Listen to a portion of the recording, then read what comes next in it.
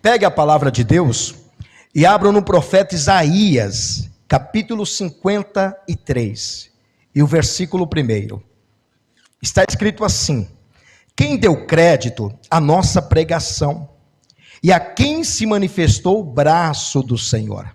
Porque foi subindo como renovo perante ele, como raiz de uma terra seca, não tinha parecer nem formosura, e olhando nós para ele, nenhuma beleza víamos para que o desejássemos. Era desprezado e o mais indigno entre os homens, homem de dores, experimentado nos trabalhos, e como de quem os homens escondiam o rosto. Era desprezado, e não fizemos dele caso algum.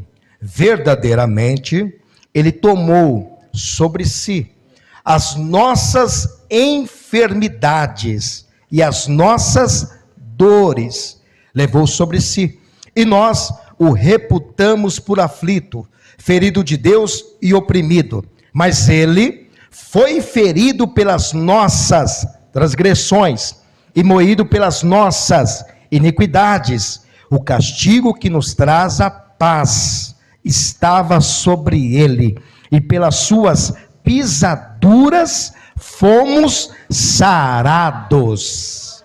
Quem é sarado aqui? Quem já está curado? Olha o versículo 5: mas ele foi ferido pelas nossas transgressões e moído pelas nossas iniquidades. O castigo que nos traz a paz estava sobre ele. Ele quem? Diga, Jesus.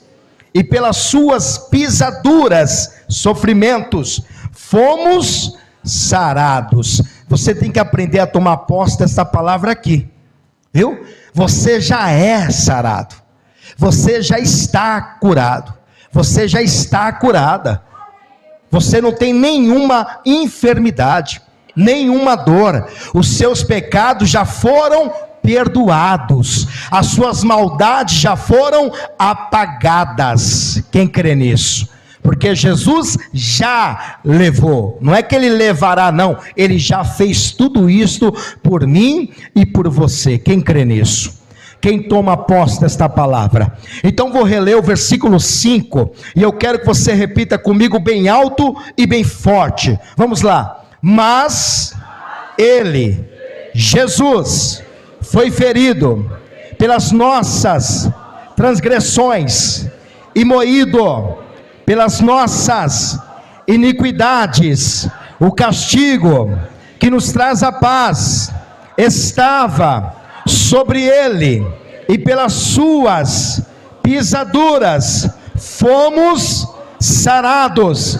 Agora bem mais alto mesmo, para todo o Campo Belo ouvir, e para você decretar isso, determinar que você já está curada, que você já está curado. Vamos lá, bem alto. Mas ele quem? Ele quem? Foi ferido pelas nossas transgressões e moído pelas nossas iniquidades. O castigo que nos traz a paz estava sobre ele. Ele quem? Ele quem? E pelas suas pisaduras, pelos seus sofrimentos, declara bem alto: eu já estou sarado, curado de qualquer enfermidade e qualquer dor, e os meus pecados já estão perdoados, e as minhas maldades já estão apagadas. Quantos creem assim? Então desocupe as tuas mãos e dê para esta palavra a mais sincera, a mais poderosa, a mais verdadeira salva de palmas. E enquanto você aplaude, abra sua boca e declare bem forte, bem alto, para todo inferno ouvir, que você já está sarada, que que você já está curado. Declare bem alto para que o inferno ouça esta profecia e o consumo desta profecia, a realização desta profecia.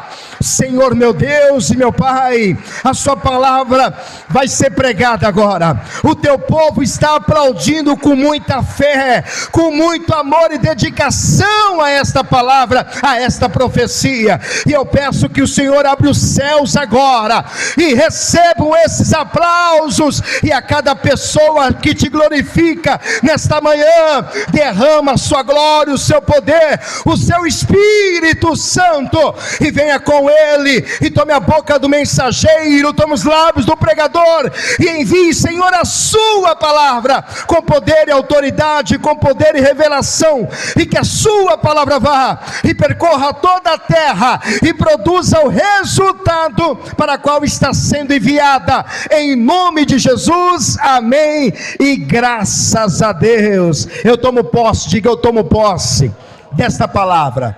Podeis assentar.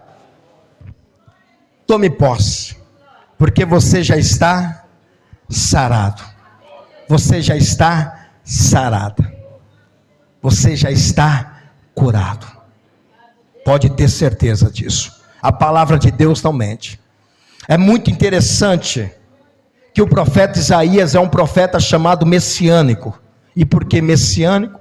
Porque a palavra Messias no hebraico é Machia, ou seja, Cristo no grego. E a palavra Messias quer dizer ungido. O Messias é o Senhor Jesus. E Isaías é o profeta chamado messiânico, porque é quem mais falou de Jesus. O livro dele praticamente leva muitos relatos acerca do nascimento de Jesus, dos milagres que ele iria fazer e fez, da sua morte, como aqui em Isaías 53. Aqui Isaías está trazendo o relato da morte de Jesus, da crucificação dele. E Jesus, ele morreu na cruz por 4 motivos e única razão. E nós vamos entender por que 4 motivos e única razão. E hoje é um dia muito especial, onde nós celebraremos a Santa Ceia do Senhor Jesus. Nós o comeremos do pão e beberemos do suco de uva, que simboliza a morte e a ressurreição do Senhor Jesus. O corpo é o pão e o sangue é o suco de uva. Exatamente tudo aquilo que Jesus fez por mim e por você na cruz do Calvário. Quando ele foi pego, quando ele foi condenado, açoitado, castigaram Jesus muitíssimo. Jesus, ele sofreu tanto que Isaías, ele não só traz apenas esta profecia de Jesus, tem outros relatos que estão no Novo Testamento, e que Isaías traz aqui, há 733 anos antes de Jesus nascer. 733 anos.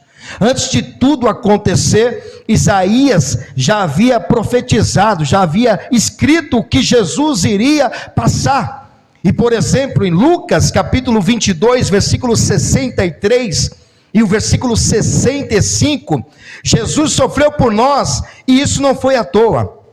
Tudo isso para nos livrar do pecado, da morte. E Lucas vai dizer exatamente o que Isaías já havia profetizado. E os homens que detinham Jesus zombavam, humilhavam dele, ferindo. E não foi com tapas não, foi com murros. E vendando-lhe os olhos, feriram no rosto. E perguntavam-lhe dizendo: profetiza-nos, quem é que te feriu? Colocaram uma veda, uma faixa nos olhos de Jesus. E começaram a fazer de Jesus igual cobra cega. Já brincou disso? Quando a pessoa coloca um pano, uma veda nos seus olhos, e começa a empurrar você, e pedindo para você procurar tal coisa. Mas não foi assim que fizeram com Jesus. Ao invés de empurrá-lo para ele procurar alguma coisa, bateram nele. Bateram tanto, cuspiam no rosto de Jesus, o qual diziam: agora você fala quem te bateu. Me mostra aí quem te bateu, você não sabe de tudo? Você não é o filho de Deus? E zombavam de Jesus, esmurravam Jesus, que o profeta Isaías já havia falado sobre isso, da zombaria que fariam com Jesus lá na frente. Isaías 50, versículo 6, vai dizer exatamente sobre isto, a profecia: as costas dou aos que me ferem a face, aos que me arrancam os cabelos. Olha o que fizeram com Jesus. Não escondo a face dos que me afrontam e me cospem. Então tudo que Jesus passou até chegar naquela cruz, ele já havia sofrido muito, e tudo isso por causa dos nossos pecados, tudo isso por causa das nossas maldades, tudo isso para levar sobre ele as nossas enfermidades, as nossas dores. Jesus sofreu, e sofreu muito, e não foi só o Lucas que disse isto não, o Evangelho de Mateus também traz esse relato, e esse relato mostra Jesus com o rosto desfigurado, porque ele tomou tantos murros, que o rosto dele ficou partido, ninguém o reconhecia, e isso Isaías já havia profetizado também, mas eu quero meditar em Mateus 26, e o versículo 67, olha só o que diz: então, cuspiram-lhe no rosto, e lhe davam o quê? Murros, e os outros os bofeteavam e zombavam dele, batiam, murros, tapas, puxavam os cabelos de Jesus, cuspiam no rosto dele, tudo isso por ele ser uma pessoa inocente, justa, sem ter cometido nenhum pecado sequer, levado na cruz do Calvário por causa de nós, viu? A ira que estava sobre Jesus, era para estar sobre você. Pensa no que Jesus passou, e tudo que ele passou, nós que deveríamos passar, era nós, não era ele, porque nenhum mal ele fez, mas ele tinha um propósito, e o propósito dele veio aqui, e ele tinha 4 motivos e única razão para isto, 4 motivos e única razão, e o que Jesus passou, Isaías também já havia dito, Isaías capítulo 52, e o versículo 54, algumas pessoas leiam esse texto de Isaías, e não conseguem interpretar essa passagem, e acham que Jesus era uma pessoa feia, uma pessoa que não tinha beleza alguma, porque Isaías relata sobre isto, né? Ele vai dizer que era desprezado, né? O mais digno entre os homens, lá no versículo 3 de 53, e o versículo 2 vai dizer que ele não tinha nenhuma beleza, nenhum parecer, nenhuma formosura, para que nós o desejássemos, porque quando uma pessoa é bonita, muita gente deseja, né? A pessoa deseja um homem bonito, a pessoa deseja uma mulher bonita, a pessoa deseja ter um filho bonito, uma filha bonita, né? Ela deseja o melhor, ela deseja algo bom. Então quando uma pessoa é bonita, chama a atenção da pessoa, né? Em capas de revistas, internets, em alguns lugares, você vê pessoas até saudáveis, pessoas bonitas realmente. Nós temos que afirmar isso, pessoas bonitas, homens, mulheres, que têm uma beleza inexplicável, que se cuidam também por ter aquela beleza inexplicável. Então alguns entendem que Jesus não era bonito, e por causa do quê? Porque Isaías diz que ele não tinha nenhuma beleza, ele não tinha nada que pudéssemos desejarmos, mas ele se esquece, eles que não entendem essa passagem, se esquecem, que Isaías não está vendo um Jesus nascendo, né? Não está escrevendo aqui em sua profecia, que Jesus está nascendo, que Jesus está crescendo, que se tornou um homem, um moço, bonito, elegante. Isaías não está vendo um Cristo assim, Isaías está vendo um Jesus que sofreu,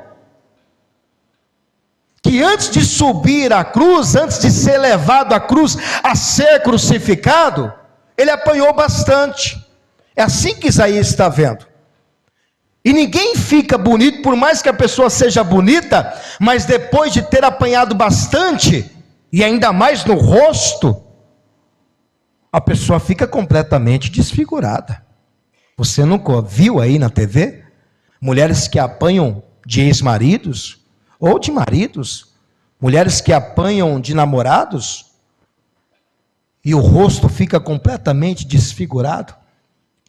Teve uma modelo que ficou completamente desfigurado, porque apanhou. Homens que se batem, se brigam, e apanham no rosto, e o rosto fica completamente desfigurado. É só você assistir essas lutas de ringues. Você nunca assistiu boxe, MMA? A pessoa entra perfeitinha no ringue, não é? Sai com a orelha arrancada, sai com o olho torto, sai com a boca inchada, sai com o dente quebrado, sai sangrando. E é que fica bonito depois de uma grande surra. Então é isso que Isaías está dizendo.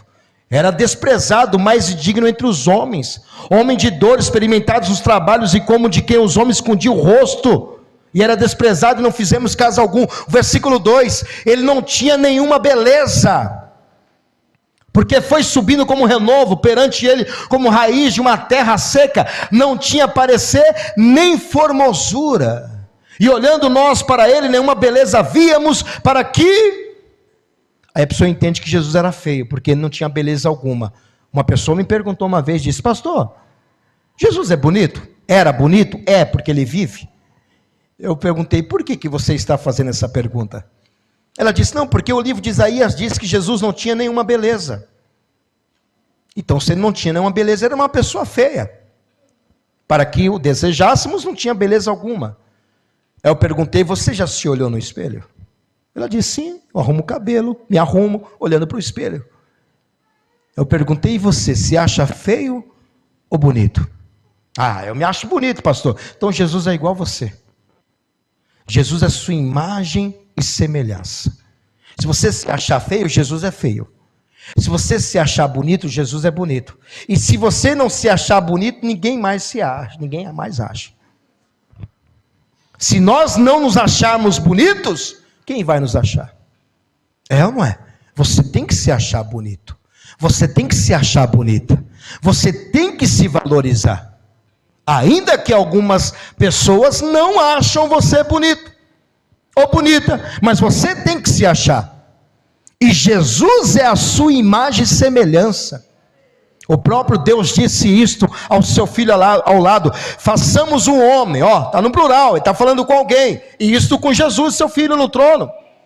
Lá em Gênesis, façamos um homem à nossa imagem e à nossa semelhança. Então nós somos a imagem e semelhança de Deus. Só que esta pessoa está interpretando Isaías no momento que Jesus tem apanhado bastante. E Isaías fala isso também no 52 e versículos 14. Ele diz assim: como pasmaram, olha só, ficaram aterrorizados aqueles que viram Jesus apanhando e sendo crucificado, como pasmaram muitos à vista dele, pois a sua aparência estava o quê? Desfigurada. Por quê, pastor? Porque ele tomou o quê? Murros. Ele apanhou antes de ser crucificado. Deram tapas em Jesus. Estava tão desfigurada, mais do que o outro qualquer. E a sua figura mais do que os outros filhos dos homens. Então Isaías está falando da morte de Jesus. Eu vou mudar a tradução para você entender melhor. NTLH, esse mesmo texto. Muitos ficaram o quê? Horrorizados quando viram. Imagine você ver uma pessoa que tomou uma surra. A pessoa fica irreconhecível. Você fica aterrorizado também. Olha o rosto daquela pessoa. Ela apanhou bastante. Quebrou o dente, rasgou o rosto. Os olhos inchados, roxos. Pois ele estava tão desfigurado que nem parecia o quê? Um ser humano. Ele estava tão destruído que não parecia aquele Jesus dos milagres. Aquele Jesus que nasceu bonito, menino belo, formoso. Aquele Jesus que com 12 anos de idade estava no templo ensinando os doutores a palavra de Deus.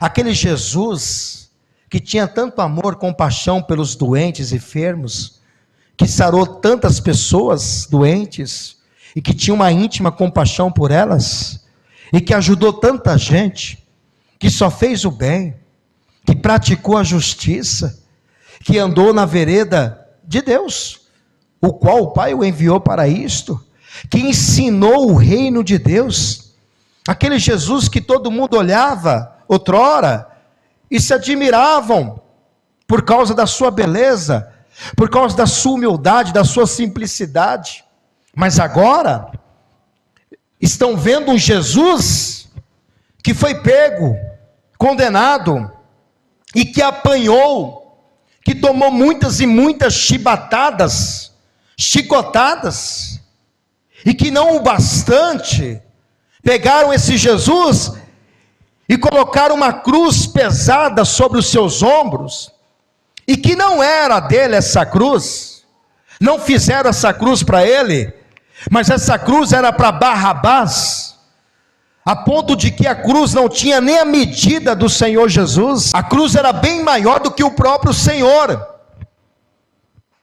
e Barrabás que deveria ser pregado naquela cruz, mas Barrabás que havia matado um romano, um soldado, foi liberado pelo seu próprio povo, pelo próprio judeus, porque os religiosos, o Caifás, o sumo sacerdote, e os demais sacerdotes, os fariseus, pagaram, para que os judeus dissessem, solta Barrabás, e crucifica este homem chamado Jesus, que nenhum mal havia feito, inocente de tudo, puro de tudo, não havia cometido pecado algum, e que veio para fazer o bem, amando de Deus, enviado por Deus, porque Deus amou o mundo, e o mundo que se refere às pessoas, inclusive elas ímpias, maldosas, cruéis, que não queriam saber de Deus, que viviam presos em seus pecados, em suas iniquidades, suas maldades, e por conta disso, havia muitas e muitas doenças físicas, doenças emocionais da alma, doenças espirituais, e que esse Jesus inocente, veio para fazer o bem, mas eles não aceitaram, mandaram soltar um ladrão, e mandaram prender um inocente, mandaram livrar um ladrão da cruz, da morte, e mandou matar um inocente, e tudo isso, sabe por quê? Por causa de você, por causa de mim, por causa de nós. Esse Jesus que está desfigurado na cruz, é o Jesus que veio para pregar o amor, é o Jesus que a humanidade deveria ter abraçado, amado, e não foi assim. A humanidade mandou prender, a humanidade mandou bater, a humanidade mandou pregar na cruz, porque a humanidade não quer quem faça o bem, a humanidade quer quem faça o mal. Muitos não querem bons, querem os ruins, isso até no poder que nós vivemos. Ninguém quer pessoas boas no poder, querem pessoas corruptas no poder, querem pessoas ruins, que não pensam no próximo, só pensam em si mesmo, e assim caminha a humanidade, para o declínio espiritual quanto físico, e só tem uma saída para essa humanidade, se não se converter, tem um destino, e o destino é inferno, não tem outro destino. E esse Jesus, que exatamente vendido por 30 moedas de prata, foi pregado numa cruz, e o ladrão que deveria ser pregado foi solto, amando do seu próprio povo,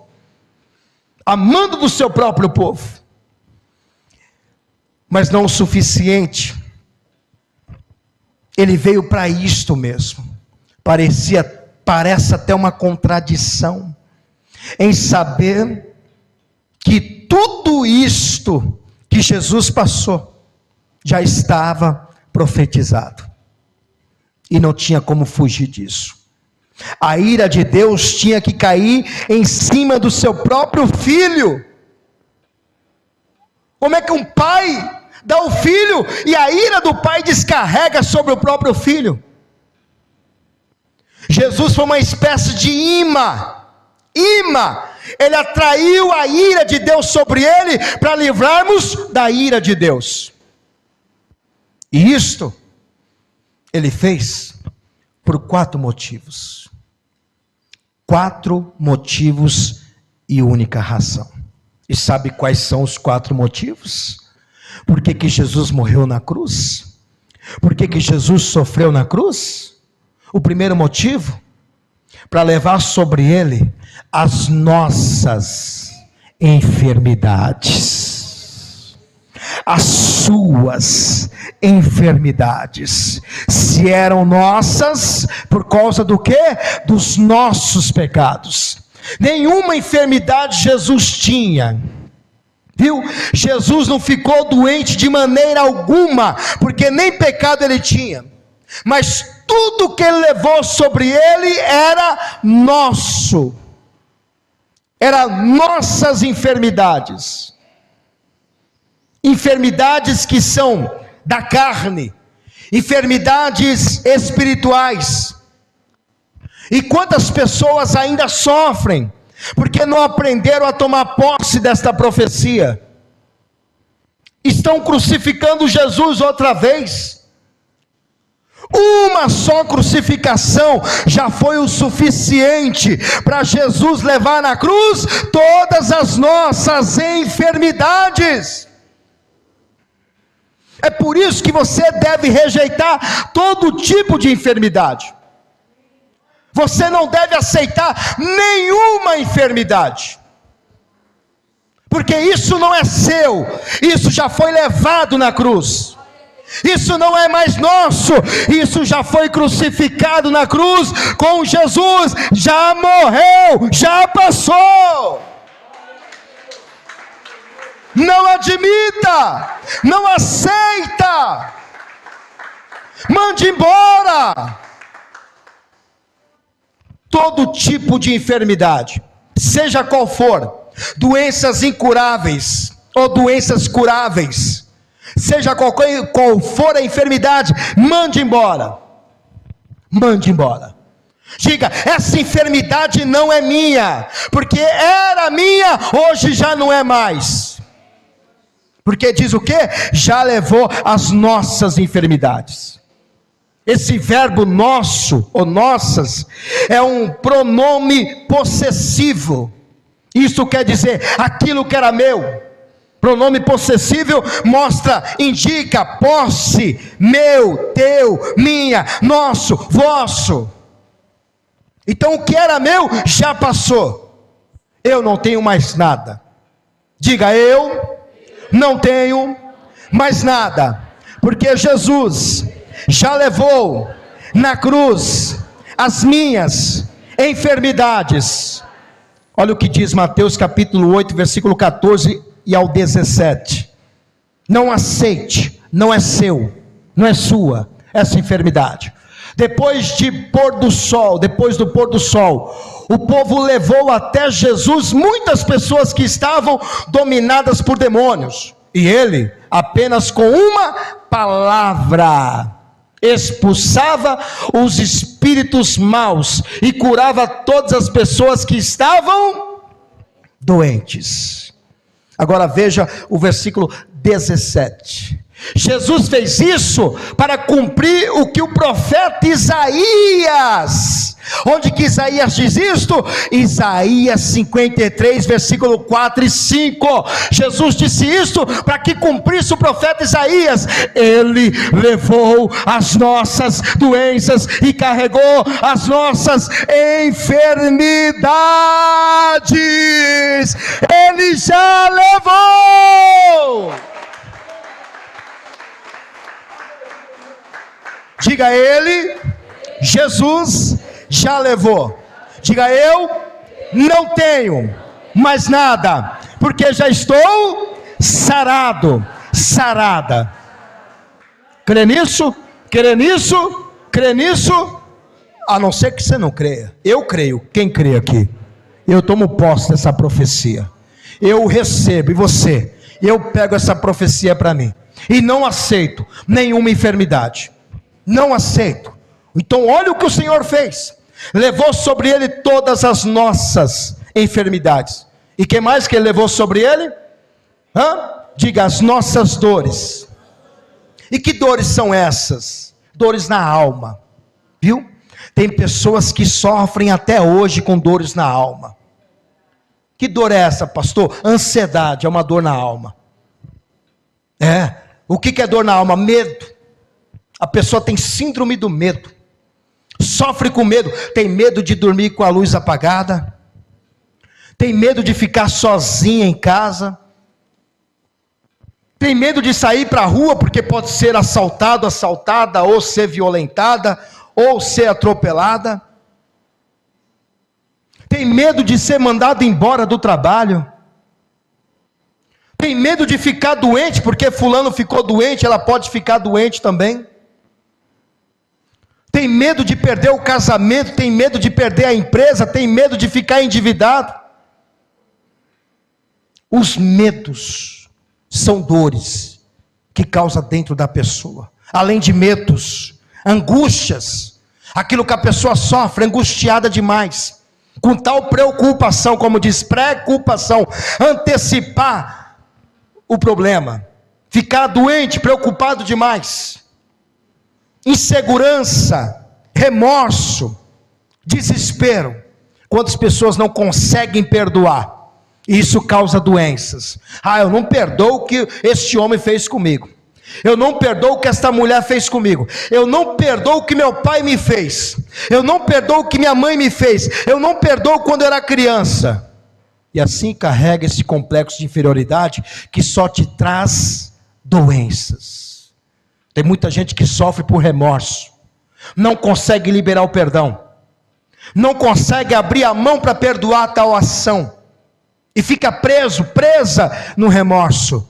Isso são dores da alma. Você sabia que Jó também teve uma dor na alma? O Jó ficou muito preocupado. Olha o que Jó dizia no capítulo 10, versículo 1, ARC, tradução. Olha o que diz a palavra. Jó capítulo 10, versículo 1. A minha alma está o quê? Tem tédio. Olha o que Jó está dizendo, uma dor na alma. Por quê? O que aconteceu com Jó? Fala sério. Perdeu tudo o que tinha. Perdeu os filhos. Perdeu a fazenda, perdeu os funcionários, perdeu os bens. A esposa que tinha, ao invés de auxiliar, o que ela disse? Amaldiçoa esse teu Deus, Jó, e morre. Porque enquanto tinha, ela estava do lado. Quando Jó não tinha mais nada, ficou mandando Jó amaldiçoar. Né? E Deus ainda deixou essa mulher ao lado de Jó. Para você ver. E Jó sofrendo essas dores na alma, que ele pedia a morte. A minha alma tem tédio de minha vida. Ele amaldiçoou o dia que ele nasceu. Darei livre curso à minha queixa, falarei na amargura da minha alma. A dor que Jó está sentindo é aqui dentro, uma angústia. E você sabia que se a angústia não for tratada, vira depressão? Hoje tem muitos cristãos deprimidos porque começou com uma coisinha pequena. Uma dor de um remorso, uma dor do passado, uma frustração de um sonho não realizado, um negócio próprio que fechou, o emprego que foi embora, a mulher que foi embora, o marido que foi embora. Aí a pessoa traz essa dor e não cuidou dessa dor, e a dor vai aumentando, essa angústia tornou-se uma depressão. E hoje, até muitas pessoas morrem com depressão. Como assim, pastor? Se matam. Dá um tiro na cabeça, pula de cima de uma ponte, de cima de um prédio, se joga debaixo de um carro, debaixo de um caminhão, toma veneno. É ou não é? Toma produtos químicos, porque a alma dela está aflita. Inclusive cristãos estão assim. Você não pode aceitar esse tipo de coisa. Você tem que rejeitar, porque Jesus já levou na cruz. O salmista, ele diz os Salmos 42, versículo 5. O que ele diz aí, o salmista? Porque estás abatida, ó minha alma, e porque te perturbas em mim, espera em Deus, pois ainda o louvarei na salvação da sua presença. Espera naquele que já levou na cruz a sua dor. Mande embora. Espere em quem? Espere em quem? Ele já levou a sua dor. Lance sobre ele todas as suas ansiedades. Como diz o apóstolo Pedro, lance sobre o Senhor toda a sua ansiedade, e ele tem cuidado de vós. Está lá em 1 Pedro, você leu comigo no capítulo 5, versículo 7. Lança as preocupações sobre o Senhor. E além do Senhor levar dores, ele levou também aquilo que causava dor, aquilo que nos trazia enfermidade. Sabe o que foi? Pecados. Pecado traz dor, viu? Eu cometi um erro, eu cometi tal coisa. O pecado traz essa consequência daquilo que fez de errado. O pecado traz as enfermidades. Tem enfermidades causadas pelo pecado, e o fruto da doença é o pecado. Quando entrou o pecado, entrou a morte, entrou as doenças. E muitas pessoas hoje sofrem por causa dos pecados. Mas Jesus também já levou na cruz os nossos pecados, as nossas transgressões. E Jesus nunca cometeu sequer um pecado, por isso que ele nunca ficou doente. Lá em 2ª carta de Coríntios, capítulo 5, versículo 21. E se ele nunca ficou doente, é porque ele não tinha pecado. Mas os pecados eram nossos. Aquele que não conheceu o pecado, se alguém dissesse para Jesus: Jesus, você sabe o que é pecado? Jesus ia dizer: eu só ouvi falar, eu não sei o que é pecado. O que é pecado? Agora, se perguntar para nós aqui o que é pecado, você vai dizer: rapaz, já fiz tanta coisa errada, é ou não é? Já aprontei tanto nessa vida, que eu sei o que é pecado de cor. Até de olhos fechados eu sei o que é pecado. Se perguntar para nós, fizer essa pergunta que se fizerem para Jesus, se fizer essa pergunta que para Jesus, ele não vai saber o que é pecado. Eu nunca cometi pecado algum, mas nós sabemos de cor. Olha lá, aquele que não conheceu o pecado, fez o quê? Pecado por nós, para que nele fossemos feitos justiça de Deus. Então Jesus se fez pecador por nós, por mim, por você. Ele nunca sequer cometeu um pecado. Lá em Hebreus capítulo, eu vou ler o Hebreus capítulo 8, versículo 12. Olha o que diz a palavra: porque serei misericordioso para com as suas iniquidades, e de seus pecados, das suas prevaricações, não me lembrarei mais. Ou seja, Deus apagou. É como Isaías disse: eu não me lembrarei mais dos seus pecados. A partir de hoje eu apago todos os teus pecados e levo sobre a cruz todos os seus pecados. Gálatas capítulo 1, versículo 4. Veja o que diz a palavra do Senhor. Então, o Senhor já levou os nossos pecados, o qual se deu a si mesmo por nossos pecados, para nos livrar do presente século mau, segundo a vontade de Deus, nosso Pai. O que ele fez? Se deu a si mesmo por nossos pecados. Ele se entregou por nossos pecados. Viu? Então diga: eu não tenho mais nenhum pecado. Então, diabo, diga: então, diabo, não adianta me acusar mais, porque os meus pecados foram perdoados.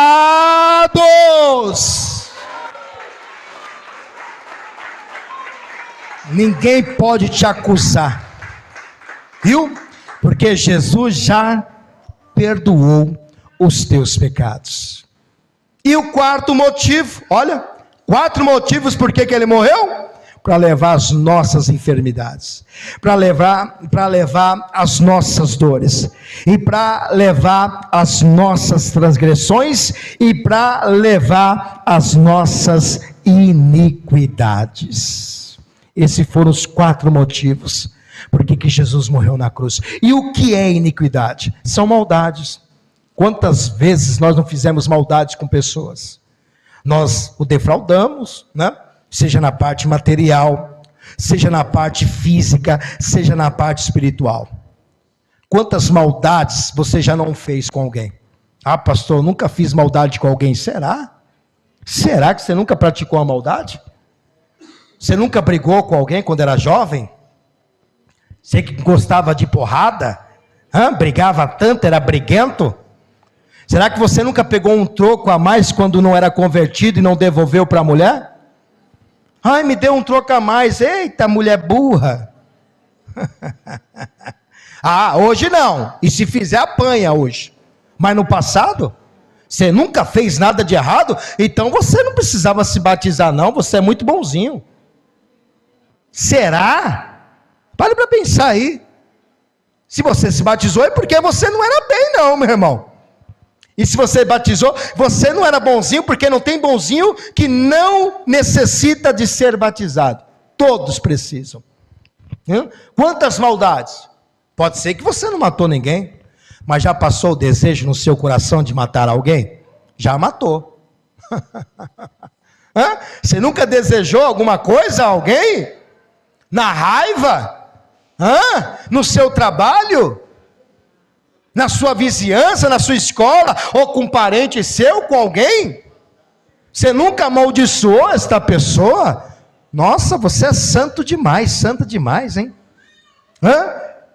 Só de desejar já matou. Se você desejou a morte de alguém, ou a morte de algum animal, de um gato, de um cachorro, ou a morte de alguma coisa, ou a morte até mesmo de um ladrão. Não tem gente que deseja a morte de um ladrão? Olha aquele crime e diz, olha o que o cara fez, tem que morrer. Você já matou. É ou não é? Você não foi lá matar, mas já matou. Porque desejou. E não é assim que a população deseja, quando vê alguma coisa assim, um ladrão fazendo uma coisa horrível. E a pessoa diz, tem que matar também. Já matou. Então maldades, são maldades que nós o fizemos e que também Jesus já apagou na cruz. Todas as nossas maldades, viu? Ou seja, as pisaduras, o sofrimento de Jesus, o sofrimento dele nos trouxe perdão de tudo isto, nos trouxe paz, apagou os nossos pecados, as nossas iniquidades, perdoou os nossos pecados e curou de todas as enfermidades. Tudo que nós o praticamos pela pisadura, ou seja, sofrimento, Jesus sofreu por mim e por você e nos trouxe a paz que tanto nós o desejamos, e esta paz está sobre nós, e é a paz do Espírito Santo, porque Deus, o Senhor, deu o seu Filho para morrer na cruz pelos nossos pecados, pelas nossas iniquidades, e hoje nós somos livres de todo o mal. São 4 motivos que Jesus morreu na cruz. Agora, única razão, sabe para quê? Para te salvar. Ele morreu para fazer tudo isso, levar sobre ele nossas enfermidades, nossas dores, apagar os nossos pecados e também apagar as nossas iniquidades, perdoar os nossos pecados e apagar as nossas iniquidades. Agora a única razão para tudo isso, salvação. Salvação. Se Jesus não tivesse morrido na cruz, você não teria sido salvo. Viu? A salvação veio com a morte do Senhor. Salvação. Como diz em 1 Timóteo capítulo 1, versículo 15, olha o que o próprio apóstolo Paulo, ele reconhecia que era pecador. Você não reconhece que é pecador? Você nunca fez nada disso? Não? Esta é uma palavra fiel e digna de toda aceitação, que Cristo Jesus veio aonde? Ao mundo, para salvar, salvar quem? Você. Você não era pecador, não? Quem era pecador aqui? Eu posso chamar uma criança, a criança não sabe o que acontece, mas você era um pecador, era uma pecadora, e Jesus veio para salvar os pecadores, e Paulo ainda afirma, dos quais eu sou o principal. Paulo reconhece, de todos os pecadores eu faço o pior pecado, eu sou o pior pecador, eu faço pior do que os outros. Olha, ele assume que é uma pessoa ruim, que praticava iniquidades. Paulo matou Estevão. Pastor, ele não atirou pedra, mas ele fez parte. Você não acha que Paulo, quando segurou a roupa dos que estavam atirando pedras, ele estava no meio?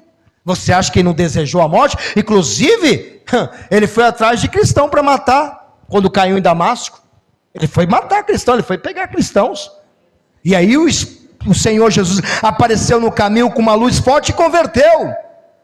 Mas qual que era o desejo de Paulo? Matar os cristãos. Eu fico admirado como isso nunca foi desejo, nunca passou pela sua cabeça, esses desejos ruins com ninguém, nem com um marginal. Caramba, difícil, hein? Né? Paulo sabia que ele era um homem ruim, e ele precisava do perdão. Por isso que ele diz, Jesus veio para salvar os pecadores, do qual eu sou o principal. Quem é o principal pecador aqui? Eu sou o principal. Eu reconheço os meus pecados e eu careço dos meus pecados. Eu careço de salvação. Eu careço que Jesus perdoe todos os meus pecados. Como diz em Lucas que ele veio para salvar. Lucas capítulo 19, versículo 10. O que diz o evangelho de Lucas? Porque o Filho do Homem veio buscar e salvar o que se havia perdido. Veio salvar quem estava perdido aqui. Eu era um perdido e Jesus me achou. Você era perdido e Jesus te achou. Você era uma pessoa desviada e Jesus te encontrou.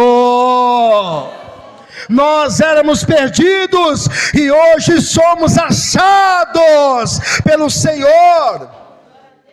Agora vem cá, se Jesus já levou tudo isso, por que cristãos continuam doentes? Por que cristão ainda sofre na dor, na alma? Por quê? Não deveria sofrer, né? É ou não é? Se recebe o sacrifício de Jesus, tem que apagar tudo isso. Não deveria sofrer. E por que tem muitos cristãos, desculpa aqui, problemáticos? Doentes, na alma, no corpo. Mas por quê, pastor? Quando recebe o sacrifício, tem que apagar esse tipo de coisa. Sabe por quê? Vou te falar por quê. Por causa das palavras. Sabia disso? As palavras têm poder. Você nunca viu cristão dizendo, a minha diabetes está alta. A pessoa é diabética, ao invés de falar, Jesus já levou, não, a minha diabetes está alta. Sabia que tem muita gente que fala isso? A minha pressão está alta. A minha pressão abaixou. Olha, o que Jesus fez? Levou o que era nosso. Não diz lá que levou as nossas. Como que eu falo que é minha? Se ele já levou. O poder das palavras. Viu? O poder das palavras. E o Tiago diz que de uma mesma boca procede o quê? Bênção e maldição. Da mesma boca. Da boca de um cristão pode sair bênção como pode sair maldição. Tem pessoas que dizem, pastor, o pastor me amaldiçoou, disse que eu saí da igreja, vou ser amaldiçoado. Não. Tem pessoas que saem sem bênção de pastor. A própria maldição acompanha ela. Mas o pastor não tem que amaldiçoar ninguém. A boca dele não é para amaldiçoar, é para proferir bênçãos. Já recebi muita gente assim que o pastor diz, se você sair, eu vou te amaldiçoar. A pessoa vai lá pedir a bênção, ora, aconselhe. Não quer ficar, tudo bem. Agora tem gente que sai sem satisfação alguma. Aí está debaixo de maldição. Não dá satisfação ao seu líder. Como é que sai e desaparece? É seu líder espiritual que zela pela sua alma, como diz Hebreus. O pastor é o que vela pela sua alma. Você deve satisfação a ele sim. Senão o Hebreus está errado. que Hebreus fala, capítulo 13, versículo 17? O que diz lá? Obedecei vossos pastores, sujeitai-vos a eles. Obedecei eles. Sujeitai é ser submisso a eles. Por quê? Porque velam pela vossa alma. Pastor que cuida da sua alma. Como aqueles que hão de dar conta delas, para que o façam com alegria e não gemendo, porque isso não será útil. Aí a pessoa desaparece, não dá nem satisfação. Nem satisfação dá para o pastor. Aqui eu não devo satisfação ao pastor. Sai debaixo de maldição. Sai. Agora a pessoa vai lá conversar, o pastor não libera a bênção, é outra coisa. Não, aí está errado. Eu vou te amaldiçoar, você vai sair e vou te amaldiçoar. Não pode. Pastor é para abençoar. Agora tem gente que já sai debaixo de maldição porque não dá satisfação ao líder espiritual, que velou pela sua alma, que orou pela sua alma, que alimentou sua alma e não deu satisfação nenhuma. Você está entendendo? Então aí já está errado. Mas quantos cristãos não falam coisas sem pensar? Quando a pessoa está doente, a outra fala que tem o mesmo problema, a mesma doença. A pessoa não fala isso? Ai, a minha renite atacou. A outra diz, eu também tenho. Ainda fala assim, eu também tenho. Como se fosse uma coisa boa. Ai, eu estou com a sinusite brava. Ai, você tem? Ainda diz, a minha é mais forte. Olha que disputa para ficar com qualquer coisa ruim. Está amarrado, diga, está amarrado. Fala, já está levado na cruz. A pessoa diz assim, aí você tem pressão alta? Aí tenho. Qual é a sua pressão? 18/2, a minha chega a 20. Amarrado. Ainda diz, a minha chega a 20, olha, como se fosse um troféu.